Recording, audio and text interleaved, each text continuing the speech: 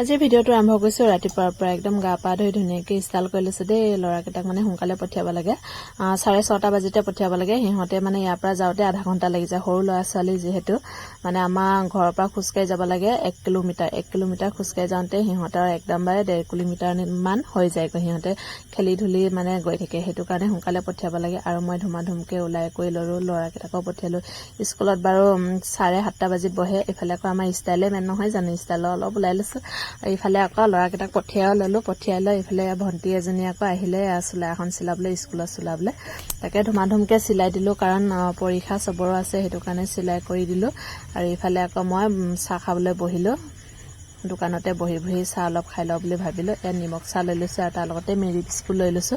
biscuit অলপ হৰকে হেচি ভৰা দেখি মানে ভাঙিলে এইখিনি একেবাৰে লাষ্টৰ খিনি ইফালে আকৌ মই নিমখ চাহ লৈ লৈছো এক মগ লৈ লৈছো নিমখ চাহ মানে বহুত ভাল লাগে মেৰি বিস্কুট লগত মই এটা খাই আছো মই কিন্তু নিমখ চাহ বেছি ভাল পাওঁ যি চাহ হলেও হৈ যায় কিন্তু কোনো আপত্তি নাই তে মানে নিমখ চাহ পালে মই বেছি ভাল পাওঁ ইফালে আকৌ মই চাহ খাই চৰাইকেইটা অলপ চাউল দি দিলো এ চাওকচোন চৰাই দুজনী আছে এজনী উমনি বহি আছে আৰু এজনী এয়া পোৱালি অলপ ডাঙৰ হৈছে বাৰু আসলে 4টা দুটা চুৰ হল ইফালে আকৌ এয়া লৰাকেইটাৰ স্কুলৰ পৰা আহি পালে এইটো হিটো কৰোতে হিহঁতক অলপমান স্কুলত কেনেকা লিখিছে তাকে অলপ লিখি দেখুৱাবলৈ কলো আৰু লিখি আছে দুইটাই দোকানতে পাতি পাৰি দিলো ধুনীয়াকে লিখিলে আৰু ইফালে লৰা দুইটাই মাতি আছে মা আহকচোন বুলি মাতি আছে কিয় মাতিছে বুলি গৈছে ইফালে চাহু হেলিকপ্টাৰখন ইমান নামত গৈছে মই যোৱালে অলপ দূৰতে গলগৈ আৰু যেহেতু এই হেলিকপ্টাৰ স্পিডতে চলাই দিছন বাৰু ইফালে লৰাকেইটাই মানে দেখা পাই খুব ফূৰ্তি হৈছে আমাৰো ফূৰ্তি লাগে দেচোন বাৰু আমিও অলপ লাগিও পোৱা দেখাও পোৱা মানে দূৰৰ পৰাহে দেখা পাইছো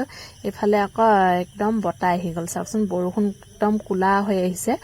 কোন জায়গাত বৰষুণ দিছে আপোনালোকে কমেন্টত কবচোন আমাৰ এই কিন্তু বহুত ডাঙৰ বৰষুণ আহিছে মই দোকানটো ভয়তে বন্ধ কৰি ঘৰলৈ গুচি আহিলো কাৰণ বাহৰ কেঁচা দোকান হেতু কাৰণে কবা টিং সিং খুই যাব বুলি ভয় লাগে হেতু কাৰণে ময়ো গুচি আহিলো দোকানখন বন্ধ কৰি ইফালে চাওকচোন আকাশখন একদম কুলা হৈ আছে মোৰ মানে বিৰাট ভয় লাগে এনেকুৱা হলে মানে ইফালে আকৌ নবহিহঁতৰ ঘৰৰ পৰা দিছিলে কঁঠাল এটা ইফালে বতাহন মানে আমদালি এটা হৈছিলে তাকে মই টানি আনি ছাগলীকেইটাক দিলো এনে পাতখিনি পেলাই দিয়া হলনি ছাগলীয়ে খাই পেলাক বুলি ভাবিলো ইফালে চাওকচোন বৰষুণ ইমান ডাঙৰ দিলেই মানে একদম বাৰে